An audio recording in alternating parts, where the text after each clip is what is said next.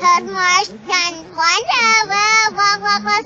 sơi hai loa bên này hai ngõ có nhà và lại cái nó huyện rồi nông qua hè sao chết cục hơi chết nó không biết nói mẹ một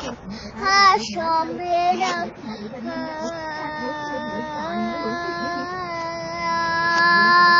nâng lên họ còn ngã mình ta sẽ họ còn ngon này cũng là